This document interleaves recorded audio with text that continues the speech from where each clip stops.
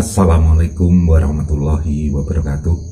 Apa kabar dulur-dulur yang ada di seluruh Nusantara? Berjumpa di Widijo Channel, konco-konco dulur-dulur. Semoga hari ini menjadi hari yang luar biasa dan membahagiakan. Kita diberi kesehatan, keselamatan, lahir batin dunia akhirat. Konco-konco, di kesempatan saat ini kita syukuri apapun yang ada dan apapun yang diberikan Yang Maha Kuasa kepada kita. Saya akan sedikit berkisah atau bercerita tentang kisah tanah Jawa ya. Dan saya akan berinteraksi dengan sebuah video di mana video atau juga suara ini tentu saja jenengan kenal. Kudu kok pasang tumbal, tapi tumbale tanah Jawa iku duduk tulisan, yaiku menungso sing dadi pilihan. Sampun Mbah, sampun jejeg tanah Jawa, matur nuwun Sayyid. Cuma niki kenging kangge perjanjian, besok nek tanah Jawa wis miring ngidul maneh, gelem gak gelem bakal dijaluk karo anak putune jin pribadi. Itu dulur-dulur sebuah suara yang tentu saja jenengan kenal nih. Ini adalah suara Kiai Haji Husin Elias dari Mojokerto. Teman-teman, dalam sebuah video tersebut kita dengarkan bahwa satu hal yang sangat menarik ya pada sebuah kisah tanah Jawa, yaitu bahwa tanah Jawa itu dulu sebelum ditinggali oleh manusia itu ditinggali oleh para lelembut ya, terutama bangsa jin. Dan ketika itu datang seorang tokoh yaitu yang disebut Syekh Subakir untuk masuk ke tanah Jawa. Dan dalam sebuah kisah itu diceritakan bahwa tanah Jawa ini bisa ditempati oleh manusia bila diberi tumbal. Nah, dan tumbal itu berupa manusia. Kenapa harus diberi tumbal? Karena dalam percakapan antara Syekh Subakir dan pemimpin yaitu Noyo Ginggong, para pemimpin bangsa lembut dulu, mengatakan bahwa sebenarnya tanah Jawa ini mengatakan bahwa tanah Jawa ini miring ke selatan. Dulunya seperti itu, konco-konco. Dan dalam sebuah perjanjian itu, tanah Jawa ini baru bisa ditempati oleh manusia bila sudah tidak miring atau lurus, gitu.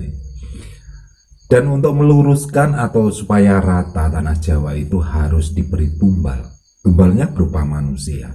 Dan manusia ini adalah manusia terpilih, di mana kita tahu bahwa tumbal yang dimaksud di sini adalah para sesepuh kita, yaitu para keturunan orang-orang soleh, yaitu para wali, para nabi, seperti itu.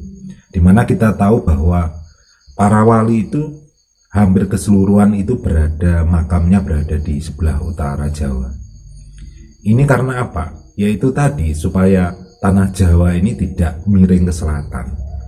Dan perjanjiannya, kalau tanah Jawa kembali miring ke selatan, bangsa-bangsa lembut itu akan kembali ke tanah Jawa. Dan manusia yang ada di tanah Jawa akan pergi dari tanah Jawa. Itu perjanjiannya, dulur-dulur.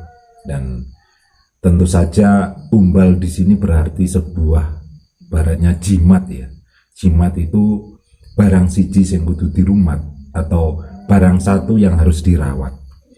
Dan tumbal itu adalah para sesepuh atau para leluhur kita, yaitu dengan ajaran-ajarannya.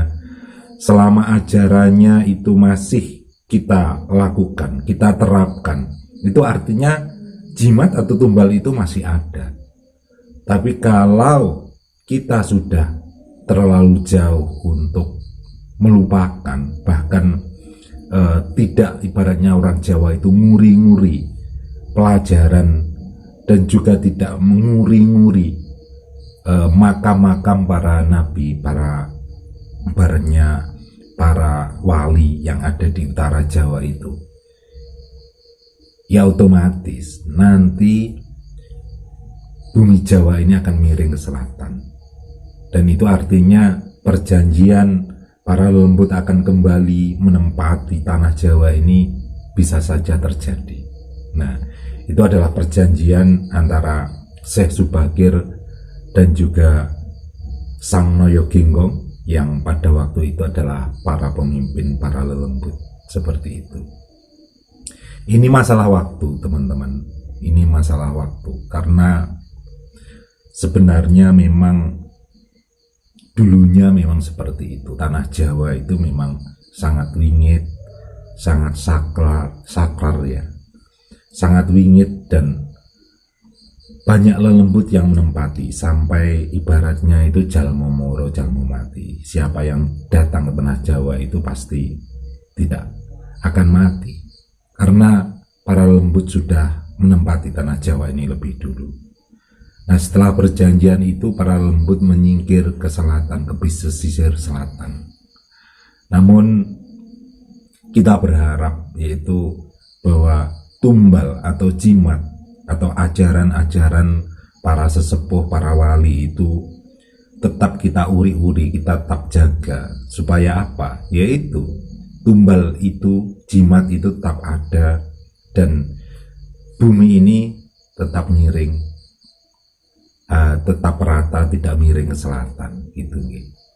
Kalau sampai nanti sudah manusia-manusia atau orang-orang di Jawa ini sudah lupa nguri-nguri ajaran para wali, dan juga kita sudah lupa dengan ibaratnya sowan ke makam-makam itu, ya kita nggak tahu. Dan ini adalah suatu hal yang menjadi pelajaran buat kita, supaya kita bisa mengerti atau menghargai sebuah kisah, sebuah perjalanan dari sebuah ibaratnya budaya. Dan tentu saja untuk Anda yang kemungkinan tidak percaya dengan kisah seperti ini, ya monggo silahkan. Tapi kalau Anda percaya, ya itu tadi, kita harus tetap menjaga jimat, menjaga tumbal tanah Jawa, yaitu ajaran-ajaran para wali. Dan untuk teman-teman yang mungkin setuju atau tidak setuju, monggo silahkan di komentar bisa berpendapat. Dan kita tentunya berharap bahwa sebuah kisah ini bisa menjadi suatu pelajaran buat kita. Dan terima kasih dulur-dulur semua, semoga bisa bermanfaat. Ihdinas siratal mustaqim. Wassalamualaikum warahmatullahi wabarakatuh. Rahayu.